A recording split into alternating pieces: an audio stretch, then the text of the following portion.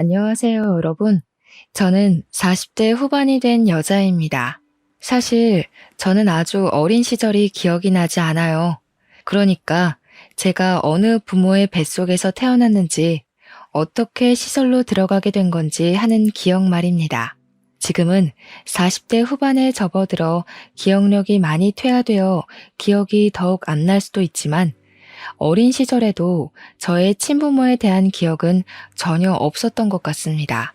저는 고아원에서 자랐고 사람이 무섭고 두려운, 또 사람에게서 벗어나고 싶은 사람입니다. 제가 왜 이렇게 사람을 혐오하게 되었는지는 제 이야기가 끝이 나면 모두들 아시게 될 것이라 생각합니다. 저는 어릴 때 포대기에 쌓여 고아원 문 앞에 버려졌다고 했습니다. 제 기억은 아니고 저를 키워주신 고아원 원장님의 말씀이 그러했습니다. 출생신고조차 되어 있지 않은 핏덩이였다고 하셨습니다. 이름도 없고 생년월일만 짤막하게 적힌 종이와 함께 추운 날 버려진 저는 고아원 원장님께서 직접 출생신고를 해주신 몇 안 되는 아이 중 하나였습니다. 참 매정한 부모 아닙니까? 젖먹이 아이에게 초유는 먹여봤을지 도대체 어떤 사정이 있었기에 저를 그렇게 버리고 떠난 것인지 이해를 할 수 없었습니다. 고아원에서 자라는 동안 저는 사랑을 듬뿍 차지하는 아이도 아니었습니다. 항상 눈치를 보기 바빴고 주눅 들어 있었습니다. 우는 것밖에 할 수 없는 그 어린 아기 때도 이상하게 잘 울지 않았다고 고아원 원장님께서 말씀해 주셨습니다. 제가 성인이 된 이후에 부모의 흔적을 찾아보고 싶어서 고아원을 다시 방문했을 때에 해주신 이야기였습니다. 저는 부모의 흔적을 전혀 찾을 수 없었고 지금까지도 제 친부모가 누구인지, 어디서 뭘 하며 살고 있는지도 알 수가 없었습니다. 평생을 고아원에서 살 줄 알았던 저에게 기회가 찾아오게 된 것은 제가 4살 생일을 치르고 며칠 뒤였습니다. 그날따라 유난히 제가 원하는 비싼 케이크에 꽃가루까지 선물을 받았던 터라 매일이 오늘만 같았으면 좋겠다 하는 생각을 한 날이었습니다. 원장 선생님께서는 돌봐야 하는 아이들이 많았기에 비싸고 맛있는 케이크보다는 늘 싸고 큰 케이크를 사주셨거든요. 그날은 이상하게 제가 늘 먹고 싶어 했던 초콜릿이 가득 올라간 케이크를 사주셨고, 다른 애들에 비해 가장 큰 조각을 저에게 주셨던 날이었습니다. 생일이었으니까 이제 잘 해주시려나 보다 하고 생각했던 것도 잠시, 저는 며칠 뒤 미국으로 입양을 가게 되었습니다. 먼 나라로 떠나야 하는 4살 배기 아이에게는 새 가족을 만난다는 설렘보다 두려움이 훨씬 컸습니다. 저의 양부모님은 미국에서 터전을 잡고 살고 계시는 재미교포 2세였는데 아이가 생기지 않아 결국 입양을 결정하셨던 것이었습니다. 그래도 한민족 핏줄을 입양하고 싶다는 바람에 한국까지 와서 입양 절차를 밟고 저를 데려가셨던 것이었습니다. 저는 미국에서 천천히 적응을 하며 양부모님을 정말 제 부모처럼 생각하고 의지하면서 하루하루를 버텨나갔습니다. 하지만 항상 행복은 저를 비껴나가는 듯 했습니다. 양부모님이 저를 입양한 지 12년 만에 임신을 하시게 된 것이었습니다. 절대로 아이가 생길 일 없다고 장담을 했던 두 부부에게 친핏줄이 생기니 얼마나 끔찍하게 아끼셨을까요? 제 나이 16살에 생긴 동생은 너무나도 작고 예뻤고 저는 진심으로 제 친동생처럼 생각했기에 한 번이라도 더 보고 싶어 안달이 난 상태였습니다. 하지만 저희 양부모님은 저를 믿지 못하셨고 제가 아이를 해칠까봐 늘 두려워하셨습니다. 너는 내 자식이나 다름없다. 우리가 핏줄로 이어지진 않았지만 너는 평생 내 자식이다 하셨던 양부모님은 한순간에 돌변하셨습니다.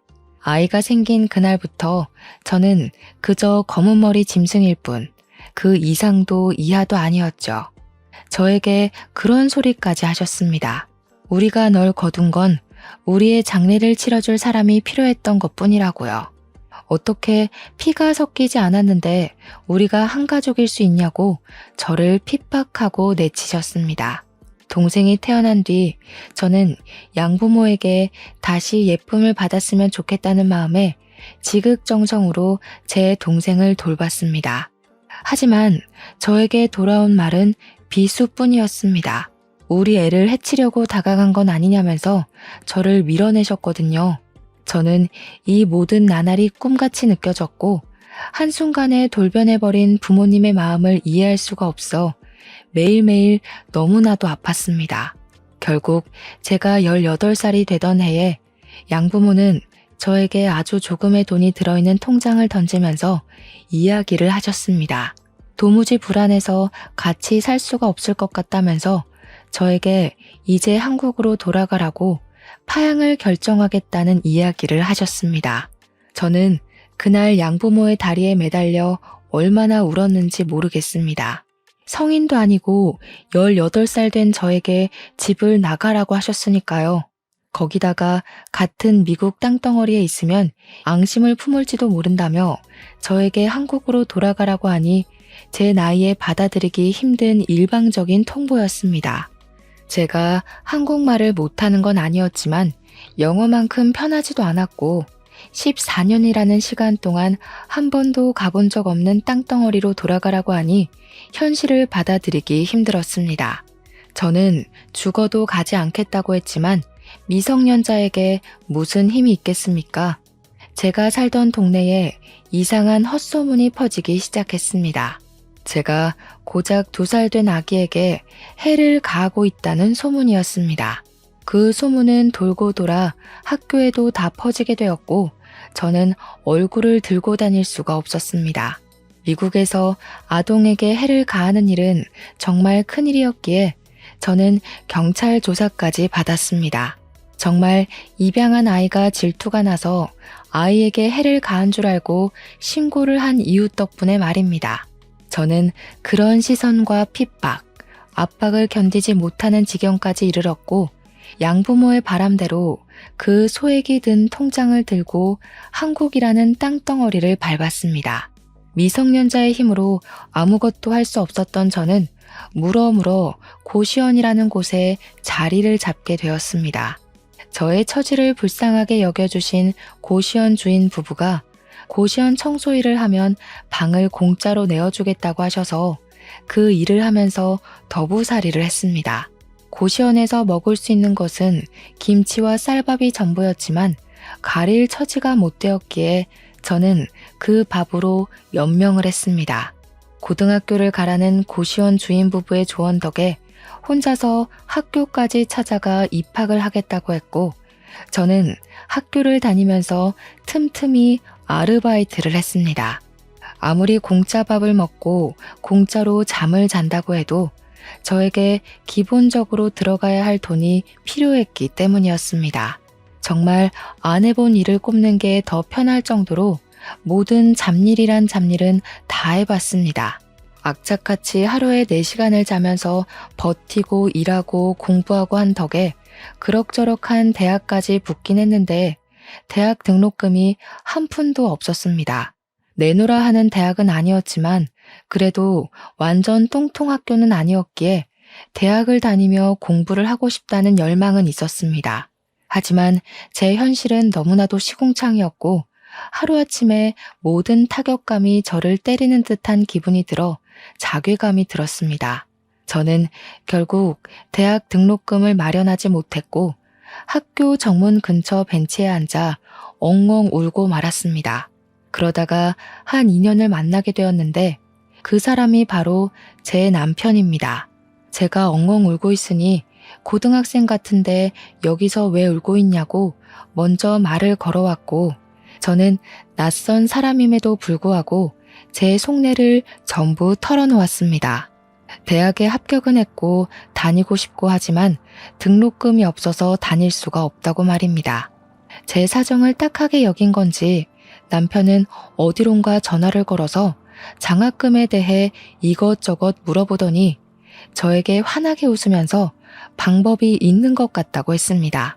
알고 보니 남편이 전화를 하던 사람은 시부였고 시부는 장학재단에서 일을 하고 있었던 것이었습니다. 시부에게 저를 소개해 주었고 저는 덕분에 추천서를 받아 장학금을 받고 학교에 다닐 수 있게 되었습니다. 장학재단의 특성상 전액 장학금은 나오는 게 아니라 남은 금액을 재선에서 해결해야 했습니다. 위기를 기회로 라는 말처럼 저는 한 학기 휴학계를 내고는 나머지 등록금을 벌기 위해서 6개월 동안 미친 듯이 일을 하기 시작했습니다. 학교에서 학비의 반을 생활비로 지원받을 수 있다는 말에 6개월간 번 돈을 아껴서 생활비를 쓰고 등록금을 모아 2학기부터 학교 생활을 시작했습니다. 어린 나이에도 본인의 앞가림을 잘한다고 시부는 저를 참 예쁘게 봐주셨고 남들에게 자랑도 아낌없이 하셨습니다. 우리 장학재단에 새로 후원을 받게 된 여학생이 파양당한 상처를 딛고 씩씩하게 잘 살고 있다면서 좋은 자리가 있으면 아낌없이 추천을 해달라고도 하셨습니다. 저의 대학 생활은 참으로 순탄했습니다. 학교가 좋은 편은 아니라서 과외 아르바이트를 하며 돈을 벌 수는 없었지만 학원에서 채점 선생님을 하며 생활비를 벌었습니다. 단시간 일을 하고도 꽤 쏠쏠한 돈을 만질 수 있었고 나중에는 학원에서 매달 실시하는 시험 문제를 출제하는 일을 도우며 꽤 괜찮은 돈을 벌었습니다. 거기다가 가끔 시부와 남편이 저를 위해 밥을 사주기도 했고 학교 생활에 필요한 물품을 조달해 주시기도 했습니다. 남편과 시부에게 받은 걸 생각하면 정말 하나하나 나열할 수가 없을 정도로 감사한 도움을 많이 받았습니다. 그와 더불어 남편에게 점점 마음이 쏠리는 저를 아무도 말릴 수가 없었습니다. 저는 몰래 남편을 짝사랑하게 되었습니다.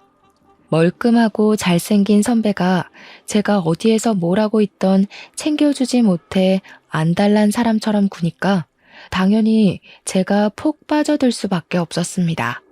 저는 그 누구에게도 그런 관심과 사랑을 받아본 적 없는 사람이었으니까요. 저는 점점 커지는 제 마음을 숨기지 못했고 결국에는 터져나갈 위기에 봉착하자 이 마음을 당당하게 고백하기로 결심을 했습니다.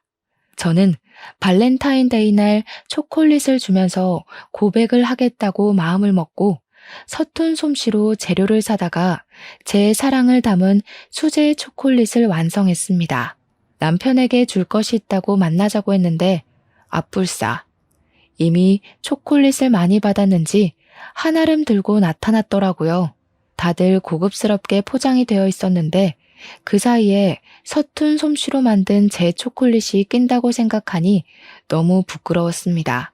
저는 결국 초콜릿을 주지 못하고 뒤로 숨기고 말았는데 제 표정을 보고 알아차린 것인지 저에게 남편이 웃으면서 이야기를 하더라고요. 자기한테는 왜 초콜릿 안 주냐고요. 제가 준비한 초콜릿이 제일 가지고 싶었다고 하면서 이야기를 하길래 용기를 내서 결국에는 고백을 하게 되었습니다. 저에게 먼저 고백하게 만들어서 미안하다며 앞으로는 그만큼 자기가 잘하겠다고 대답을 하는데 이게 무슨 소리인가 싶어서 눈만 껌뻑였습니다. 저에게 남편이 자기도 같은 마음이라면서 앞으로는 연인으로 잘 지내보자고 이야기를 하길래 그제야 이게 꿈이 아니구나 싶었죠. 저희는 그렇게 CC가 되었고 남들이 부러워할 만큼 닭살 돋은 연애를 시작했습니다. 남편이 군대를 다녀온 덕분에 저랑 같이 손잡고 졸업까지 함께 했습니다. 같이 학사모를 쓰고 사진을 찍는데 눈물이 다 나오더라고요. 우리의 대학 생활 정말로 고생했다고 앞으로도 잘 지내보자고 했습니다. 저랑 남편은 대학을 졸업한 이후 취업 준비도 서로 돕고 서로의 포트폴리오와 자기소개서를 검토해주며 사이좋게 지냈습니다. 그 결과 남편은 은행에 취직을 하고 저는 중소기업에 취직을 할 수 있게 되었습니다. 주말에 데이트를 하면서 여느 직장인과 다름없는 일주일을 보내고 둘이 만나 서로의 애정을 확인하고 충전하고 그렇게 지내고 있었습니다. 그러던 어느 날 남편과 데이트를 하고 있는데 어떤 여자가 남편의 이름을 부르는 게 아니겠습니까? 제가 놀래서 남편을 보고 누구냐고 물어보았습니다. 우리 남편이 대학 다닐 때도 인기가 꽤 좋았었기에 회사 동료들 중에서도 인기가 많은 편에 속할 거라 생각을 했었거든요. 아무래도 은행에는 여자 직원들도 꽤 많았기 때문에 은근히 저는 남편이 바람이라도 필까봐 티는 못 냈지만 전전긍긍하고 있었거든요. 친근하게 남편의 이름을 부르는 정도의 사이라는 거니까 저는 알게 모르게 질투심이 확 올라왔습니다. 남편은 난감해하면서 저에게 우리 누나야 하고 말을 하더라고요. 저는 황당해서 인사를 했고 누나분은 저에게 여자친구냐고 물어보더니 마침 잘 됐다면서 커피를 한잔 하자고 하시더라고요. 거절하기도 애매한 상황에 남자친구를 쳐다보니까 마침 시간도 남는데 커피나 한잔 하자고 하면서 카페에 들어가는데 조금 불편하더라고요. 그래도 뭐 어쩌겠나요? 거기서 제가 불편하다고 해봐야 서로 얼굴 붉히는 일만 일어날 것 같아서 알겠다고 하고 카페에 들어갔습니다. 커피가 나오지도 않았는데 저한테 이것저것 질문을 하는데 저도 밉보이고 싶은 마음은 없었기에 성심성의껏 대답을 해드렸습니다. 집은 어디에 있냐? 학교는 어디를 나왔냐? 회사는 어디를 다니고 있냐? 몇 살이냐? 둘이 얼마나 만났냐? 부모님은 뭐 하시냐? 진짜 저에게 물어보고 싶었던 것이 꽤 많았는지 쉴 새 없이 질문을 하시는데 저도 대답을 하다가 입이 다 마를 지경이더라고요. 하나하나 성의 있게 대답을 하다가 부모님이 안 계시다고 이야기를 하니 저를 안쓰럽게 바라보시면서 두 분 다 돌아가신 거야? 하고 물어보시더라고요. 아니에요. 저는 어릴 때 고아원에서 자랐고요. 미국으로 입양을 갔다가 피치 못할 사정으로 인해서 한국으로 돌아오게 되었어요. 그 뒤로는 지금까지 쭉 혼자 지내고 있고요. 피치 못할 사정이면 뭐 파양? 아니, 입양까지 잘 가놓고 파양을 당할 정도면 무슨 짓을 하고 다녔길래? 소위 말하는 일진 그런 거였나? 미국 애들은 마약도 하고 뭐 상가 같은 것도 털고 그런다던데. 그런 짓 해서 파양당한 거야 설마? 저에게는 파양이라는 단어 자체도 조금 상처인 부분이었거든요. 그런데 아무렇지 않게 들쑤시는 저런 말이 너무나도 견디기 힘들었습니다. 제가 표정이 점점 굳고 어떤 대꾸를 해야 할지 몰라서 조용히 입을 다물었더니 신우가 혀를 끌끌 차더라고요. 진짜 마약이라도 한 거 아니냐면서 팔뚝 좀 보자 하는데 기분이 너무 나쁘더라고요. 남편을 쳐다보니 남편도 이건 아니다 싶었는지 지 누나를 막 말리더라고요. 그게 무슨 소리냐고 허튼 소리 하지 말라고요. 그 자리에서 제가 무슨 말을 더 할 수 있겠습니까? 조용히 커피만 마셨죠.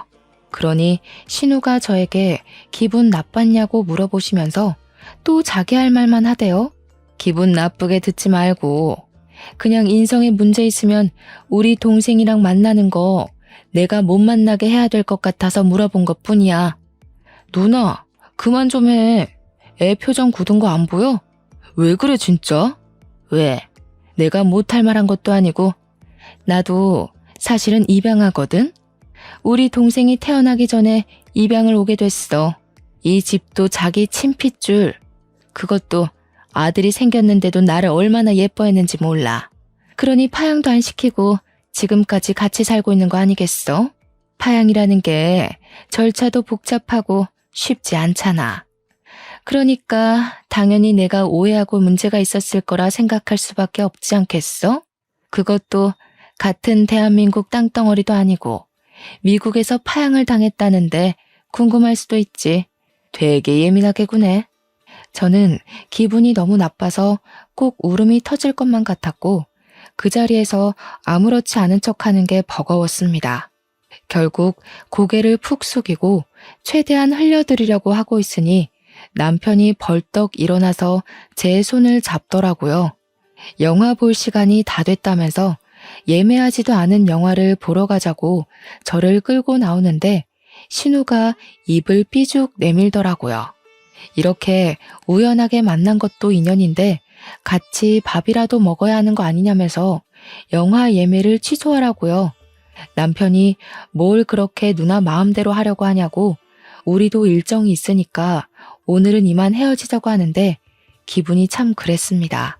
남편이 오늘은 이라고 말한 게 꼭 다음에 다시 만나자고 약속을 잡는 것 같아서 말입니다. 남편은 저에게 헌신적인 사람이고 다정한 사람이지만 남편의 가족들은 저를 밀어내려고 할 것 같아서 환영하지 못한 마음에 기분이 우울해졌습니다. 하지만 그것은 아주 빙산의 일각이었습니다. 그 뒤로 남편이 주말에 저를 만나면 고민이 가득한 얼굴로 앉아있기도 했고 가끔은 휴대폰을 보면서 작게 욕도 하고 짜증도 내고 하는 겁니다.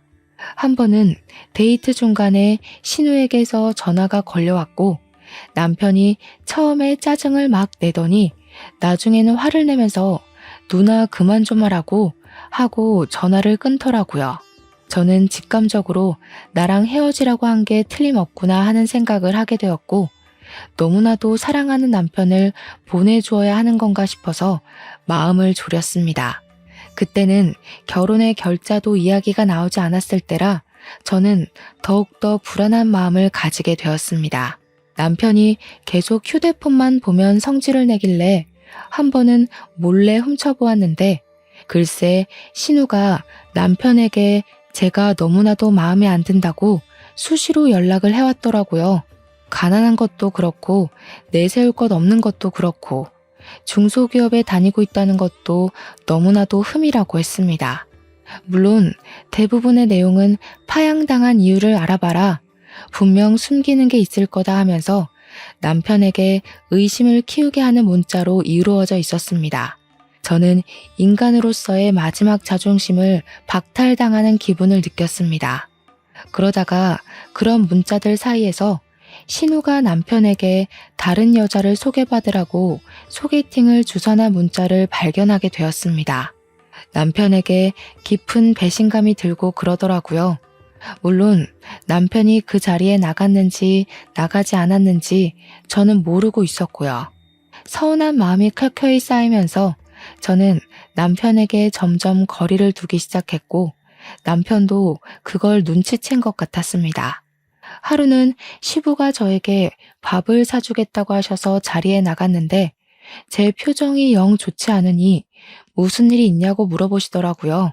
말을 할까 말까 고민을 하다가 이대로 당하고 있을 수는 없겠다는 생각에 시부에게 모든 걸 털어놓았습니다. 사실은 신우를 우연치 않게 만났는데 로 시작된 이야기는 제 파양을 들쑤신 것부터 소개팅을 주선한 이야기까지 빠짐없이 전달되었습니다. 시부는 얼굴이 창백해졌다가 새빨개졌다가 반복하면서 화가 엄청나게 났는지 결국 신우에게 전화를 걸어서 한바탕 잔소리를 퍼부었습니다. 애한테 어떻게 그런 상처를 줄 수가 있냐면서 그러고도 네가 사람이냐고 왜 사람 속을 자꾸 뒤집어 놓는 거냐고 소리를 막 지르셨습니다. 그렇게 사그라들 줄 알았던 신우의 모멸은 그날 밤 저에게 고스란히 배가 되어 돌아왔습니다. 어떻게 우리 아빠한테 그런 걸 이럴 수가 있어? 너 우리 아빠랑은 어떻게 아는 사이인데? 아버님이랑은 장학재단에서 알게 되었습니다. 아버님께서 추천서를 써주신 덕분에 제가 장학금을 받을 수 있었거든요. 참나, 결국은 우리 아빠 덕분에 학교 다녔다는 거 아니야. 이 비렁뱅이야. 내가 내 동생 짝지 않아 못 골라주니? 너처럼 불우한 인생을 살고 돈도 없는 애보다는 구김살 없는 애가 집안에 들어오면 좋겠어서 자리 마련한 건데 그걸 일러? 어이없어 정말. 시부가 그 이후에도 신우가 저에게 난리를 치면 언제든지 일러 바치라고 했었기에 저는 참지 않고 시부에게 일렀습니다. 어차피 아직 결혼 이야기가 나오지 않았고 제가 이 집안의 구성원이 될지 안 될지 모르니까 참아봐야 제 마음에 병이 나는 일이라고 생각이 들었기 때문입니다. 한 번, 두 번 저에게 난리를 치던 신우는 시부의 계속된 압박과 잔소리에 결국 저에게 연락을 하지 않게 되었습니다. 남편도 모른 척했던 신우의 만행을 시부가 드디어 멈출 수 있게 도와주신 것이었죠. 시부는 신우의 휴대폰에서 제 번호도 지워버렸고 남편에게도 똑바로 하라고 저한테 상처 주면서 만나지 말라고 혼을 냈다고 하시더라고요. 남편이 그날 이후로 저에게 누나가 뒤에서 그러고 있을 줄 꿈에도 몰랐다며 미안하다고 사과를 했습니다.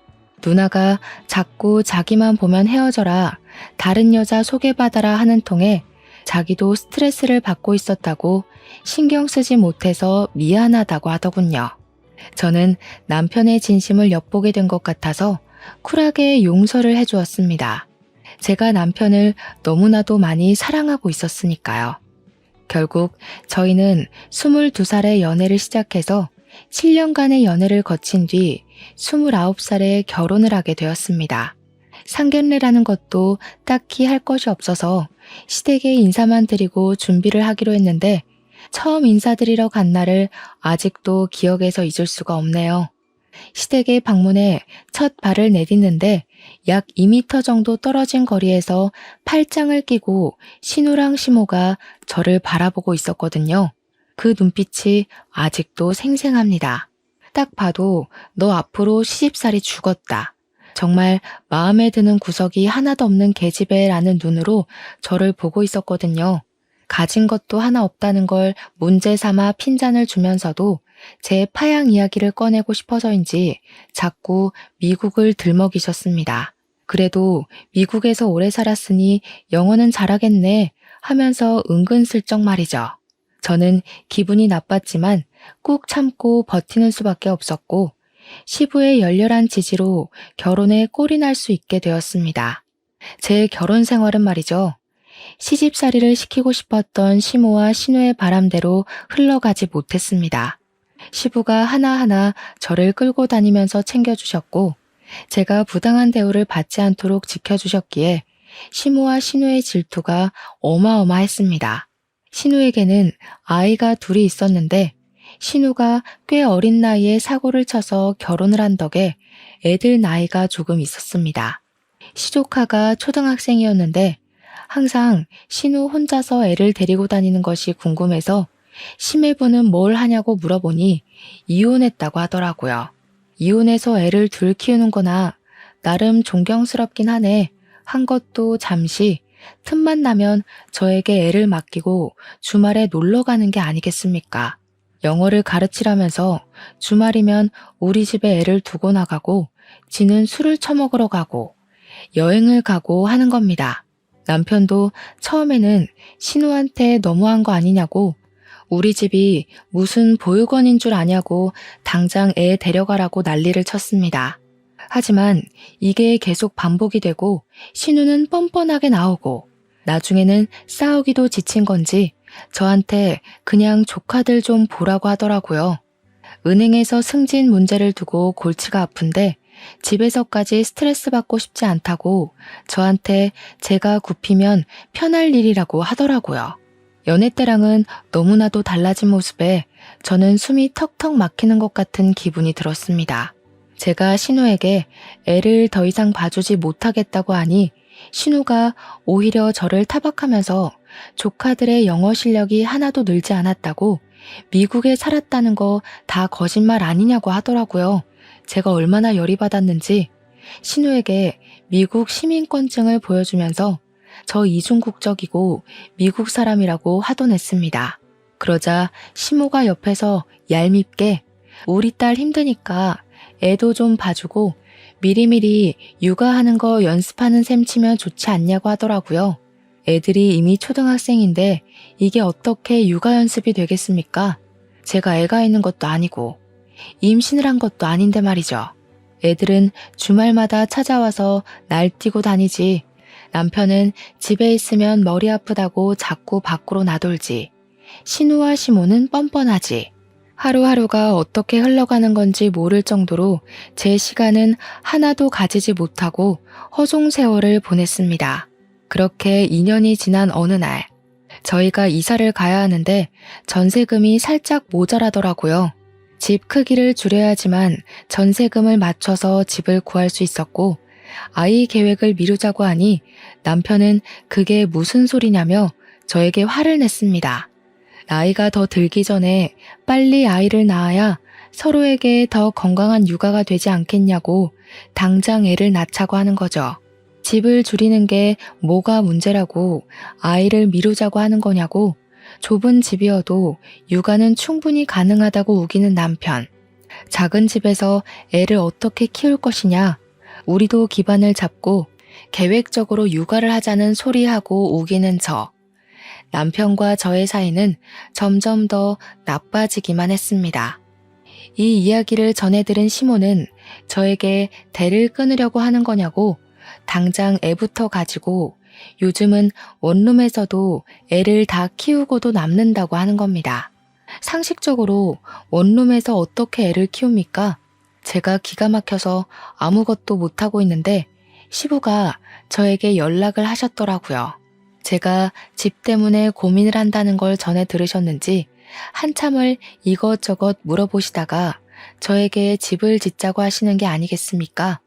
갑자기 집을 짓자고 하셔서 이게 무슨 소리인가 하니 시부가 예전에 사둔 변두리 땅이 있는데 요즘 거기가 개발되어서 학교도 들어오고 편의시설도 다 생겼다고 하더라고요.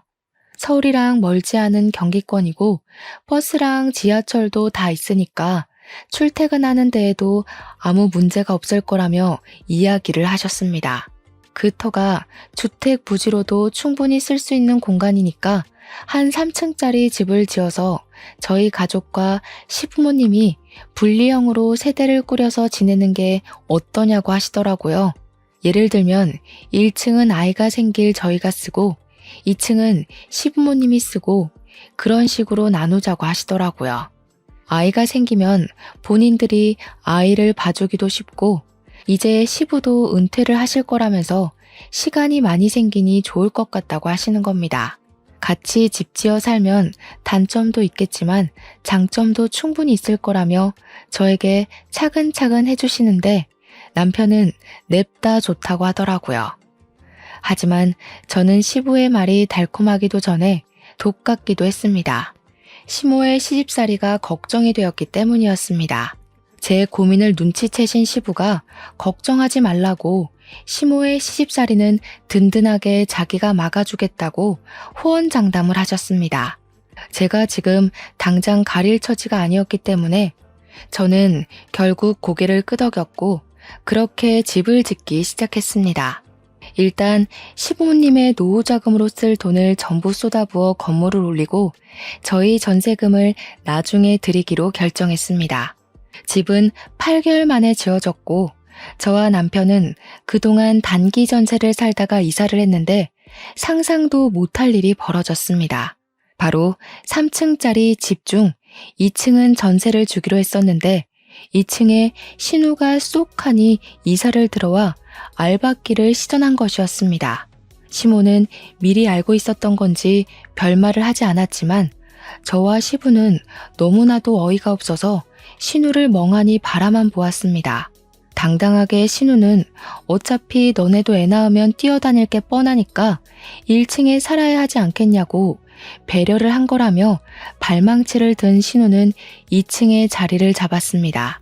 층간소음이 어찌나 심한지 집을 꼼꼼하게 지었지만 뛰어다니는 초등학생 조카들의 소음은 그 벽을 뚫고 전해지더라고요. 시부모는 3층, 신우네는 2층, 저희는 1층에 자리를 잡고 어영부영 한가족 살림을 하기 시작했습니다. 저는 집을 이사하고 나서 계획했던 대로 임신을 하게 되었고 특히나 시부가 좋아하셔서 무척이나 마음이 좋았습니다. 같이 살다 보니 저희는 전세금 모았던 걸 전부 시부모님한테 드렸으니까 신우는 얼마를 내고 들어온 건지 궁금해지더라고요. 은근슬쩍 신우한테 얼마 내고 들어왔냐고 물어봤더니 자기는 집 짓는데 한 푼도 내지 않았다고 당당하게 이야기를 하더라고요. 저한테 우리 엄마 아빠 집인데 뭐 어떠냐고 하길래 저희는 집은 있다고 이야기를 하니 지금 돈 가지고 유세 떠냐고 어이없다고 하더라고요. 당연히 어이가 없죠. 시부모님이 나중에 돌아가시고 나면 이 집을 어떻게 처분할 건지도 생각을 해봐야 했으니까요. 가끔 시부모 집에서 밥을 먹을 때마다 그걸 가지고 신우가 꼬투리를 잡더라고요. 너네는 이 집 지을 때 돈 냈다고 지분 있다고 올케가 그러더라. 우리 엄마 아빠 죽으면 나 쫓겨나겠네. 서러워서 어쩌나? 일부러 저를 곤란하게 만들으려고 그런 소리를 하는 것이었습니다. 그럴 때마다 시모는 저한테 왜 속 시끄럽게 돈돈거리냐고, 우리가 빨리 죽었으면 좋겠기에 하는 말이냐고 핀잔을 주었습니다. 남편은 저에게 욕심 부리지 말고 여기서 평생 살 거니까 그냥 좋은 게 좋은 거다 하고 고개 숙이고 살라고 했습니다. 하지만 시부만큼은 그런 사람들 사이에서 제 편이 되어주셨습니다. 우리 며느리가 맞는 말 했지 뭐. 너는 나중에 우리 죽고 나면 쫓겨나도 할 말 없어. 돈 한 푼도 안 냈잖아. 아니 아빠, 어떻게 딸한테 그런 소리를 할 수가 있어? 지금 나 입양하라고 구박 주는 거야? 어머 얘가, 우리가 언제 너 입양하라고 차별을 했니? 뭘 했니? 못하는 말이 없어 아주. 그리고 며느라가, 너도 그렇다 참. 왜 그런 소리를 해서 애 속을 뒤집어 놓니? 그러니 우리 딸이 입양하니 뭐니 저런 소리를 하지. 저런 생각 자체를 하지 않게 가족 간에 분란 만들지 말고 네 자리나 잘 지키렴. 저는 그 자리에서 남편이 제 편을 들어줄 거라 생각했지만 남편도 시모의 말에 동의를 하면서 가족 간의 분란을 만들지 말라고 한 소리를 하더라고요. 저는 다른 것보다 남편이 제 편을 들어주지 않는 것이 서운해서 눈물을 뚝뚝 흘리면서 집으로 내려와 버렸습니다. 그러던 어느 날, 신우가 저한테 조카들에게 영어를 좀 알려주었으면 좋겠다고 이야기를 하더라고요. 돈 한 푼도 주지 않고 부려먹을 게 뻔해 보였기 때문에 저는 정중하게 거절의 의사를 비췄습니다. 제가 회사 일이 바쁘기도 했고 중소기업 특성상 선주문이 들어오는 시기가 되면 퇴근이 늦어질 정도로 엄청나게 바빴거든요. 제가 맨날 퇴근을 늦게 하던 시기라서 도저히 시간이 나지 않을 것 같다고 남편한테 밥 차려줄 시간조차 없다고 이야기를 했습니다. 물론 조카를 맡고 싶지 않았던 마음이 컸지만 시간이 없는 건 사실이었습니다. 그러자 신우가 하는 말이 저녁 시간에 8시든 9시든 1시간만 애들한테 과외를 해주면 매일 저녁밥을 본인이 차려서 가져다 주겠다고 이야기를 하는 겁니다. 밥을 차릴 시간에 애들을 봐주고 신우가 밥을 차려주겠다고 하니까 저한테는 그다지 나쁘지 않은 거래로 보이더라고요. 그래서 일주일 내내 해주는 건 좀 어렵고 일주일에 3번씩 해주겠다고 했고 신우가 웃으면서 당장 오늘부터 저녁을 해주겠다고 하더군요. 조카들 영어 과외를 1시간 정도 해주고 신우가 저희 집으로 각자 먹을 밥을 트레이에 담아서 가져다 주는 생활을 하게 되었습니다. 신우가 그렇게 착한 사람이 아님을 분명 알고 있는데도 밥도 개개인 그릇에 딱딱 식당처럼 내주고 설거지도 본인이 하겠다면서 그릇을 들고 가더라고요. 솔직히 저는 너무나도 편했고 남편도 신우가 해주는 밥이라서 그런지 반찬 투정 한 번 없이 밥을 잘 먹더라고요. 그런데 그런 생활이 지속된 지 한 3주쯤 흘렀을까요? 어느 날 갑자기 밥맛이 조금 이상하게 느껴지는 게 아니겠습니까? 제가 임신 중이었기 때문에 입덧이 뒤늦게 시작이 된 건가 싶어서 몇 술깔 먹지 않고 자리를 정리하고 일어났습니다. 그러니 남편이 저한테 왜 그러냐고, 왜 이렇게 못 먹냐고 물어봐서 그냥 임신해서 그런 건지 속이 영 좋지 않고 입맛이 없어서 그런다고 이야기를 했습니다. 신우한테는 고생해서 차려준 밥이니 밥맛이 이상하다는 소리는 딱히 하지 않았습니다. 그런데 그 뒤로도 계속 밥에서 이상한 냄새가 나서 도저히 먹을 수가 없는 게 아니겠습니까? 제가 계속해서 밥을 먹지 않고 버리니 남편이 왜 그러냐고 하더라고요. 지금 우리 누나가 정성스럽게 차려준 밥인데 안 먹고 버리는 거야? 아니, 당신 밥은 괜찮아?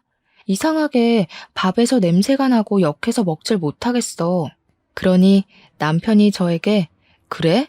하면서 자기 밥이랑 바꿔 먹자고 하더라고요. 그래서 남편 밥을 먹어보니까 이상한 냄새도 안 나고 맛도 멀쩡한 게 아니겠습니까? 남편한테 내 밥에서 냄새 나고 맛도 이상하지 않냐고 물어보니까 남편이 전혀 모르겠다면서 괜히 유난 떠는 거 아니냐고 우리 누나가 그렇게 싫으냐고 하더라고요. 저한테 너 그거 병이야. 시자 들어가면 다 싫어하는 이상한 병. 이러면서 호통을 치는데 임산부한테 그게 할 말인지 서럽더군요. 제가 진짜 이상한 맛이 나서 그런다고 제 말 좀 믿어달라고 했더니 앞으로는 밥을 바꿔 먹자고 그러더라고요. 자기는 맛만 좋고 똑같다면서요. 그런데 문제는 여기서부터 시작이 되었습니다. 남편이 출근을 하는데 자꾸 눈이 침침하다고 하는 겁니다. 안과를 가보라고 하니까 노안인가? 하면서 대수롭지 않게 생각을 하더라고요. 아직 30대 중반인데 벌써 노안이 오겠냐고 대충 넘겼는데 그날 오후에 시부가 친구를 만나러 밖에 나갔다가 사고를 당했다는 연락을 받게 되었습니다. 병원에 놀라서 찾아가니 시부가 온몸에 붕대를 감고 있는데 의사 말로는 정말 기적적으로 살아난 거라고 하더라고요. 교통사고였는데 시부가 앞에 차를 보지 못하고 그냥 들이받은 것 같다고 하면서 과실도 100% 시부의 잘못이라는 겁니다. 무려 중앙선을 넘어서 마주오던 차량과 정면으로 부딪힌 것이었습니다. 시모는 엉엉 울고 있고 시부는 의식이 돌아와서 드문드문 말을 하셨는데 자꾸 눈이 잘 안 보인다고 침침하다고 하시더라고요. 남편도 눈이 침침하다고 했었다는 게 떠오르면서 괜히 이상한 기분이 들었습니다. 뭔가 놓치고 있는 기분이 들었거든요. 시무랑 신우가 저에게 잠시 병실을 좀 지키고 있으라고 하길래 제가 오늘 돌볼 테니 집에 가서 쉬시라고 말을 전했습니다. 제가 병실을 지키고 있는 사이 남편이 퇴근해서 오더니 본인도 진료 예약을 좀 잡는 게 좋겠다고 하면서 저에게 그냥 집으로 가라고 하더라고요. 임산부가 병실을 지켜봐야 뭘 하겠냐고. 다음 날이 때마침 주말이니 본인이 지키고 있겠다고 하더라고요.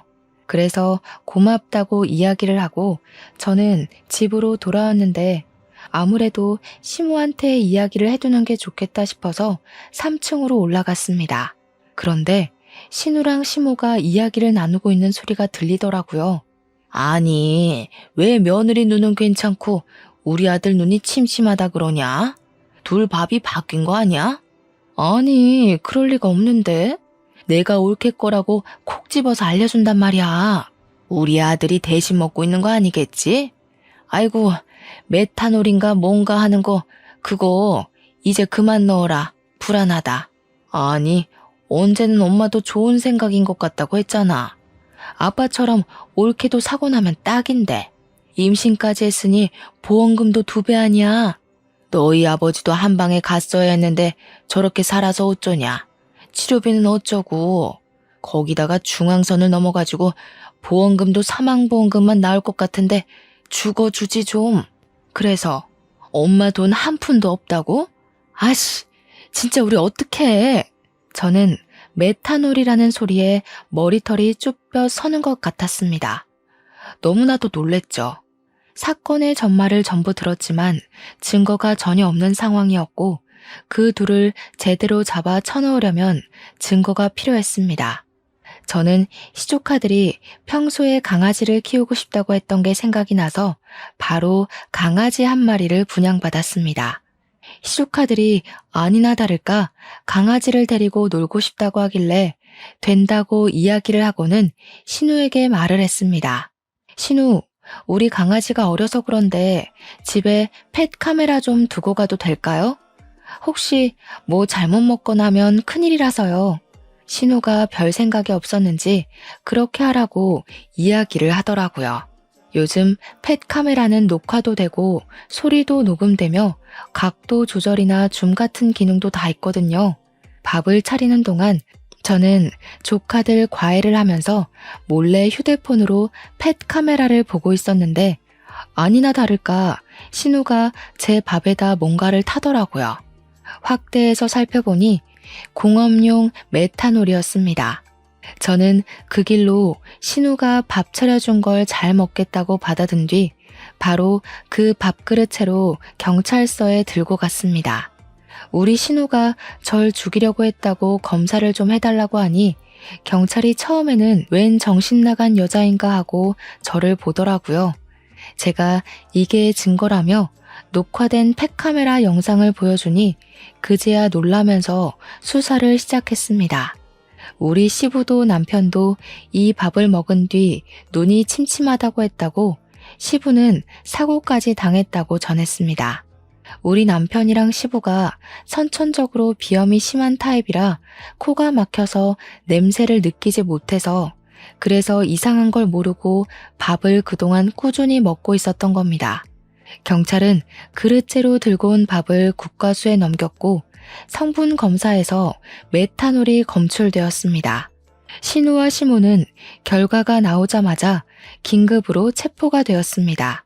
알고 보니 둘이 사치벽이 있어서 그동안 대출을 받아 본인들 명품 쇼핑과 치장을 위해 돈을 썼더라고요. 대출 빚은 눈덩이처럼 불어나고 갚아야 하는데 돈이 없자 저를 죽여서 사망보험금을 받으려고 했던 겁니다. 시부까지 죽이려던 이유는 그 집의 명의가 시부 명의로 되어 있어서 집 담보대출을 받을 수 없었기 때문이었고요. 저도 모르는 사이에 제 사망보험이 7개나 가입이 되어 있었다는 걸 보고 기함을 토했습니다. 둘 다 저에게 엉엉 울면서 빌었지만 저는 당연히 선처를 해주지 않겠다고 했습니다. 우리 남편은 시력이 많이 손상되어 있는 상태였는데 복구를 할 수 있는 방법이 없다고 하더라고요. 신경의 문제라서요. 제가 임신 중이었기에 가중처벌을 받은 시모와 신우는 둘 다 감옥 생활을 하게 되었습니다. 시부는 다행히 뼈가 잘 붙어서 호전이 되었고 저에게 재산 분할을 해줄 테니 이혼을 하라고 하셨습니다. 남편은 그 소리를 듣자마자 자기 눈도 잘 안 보이는데 자기를 버리고 가면 어떻게 하냐고 저와 시부에게 소리를 쳤지만 그게 뭐 제 문제인가요?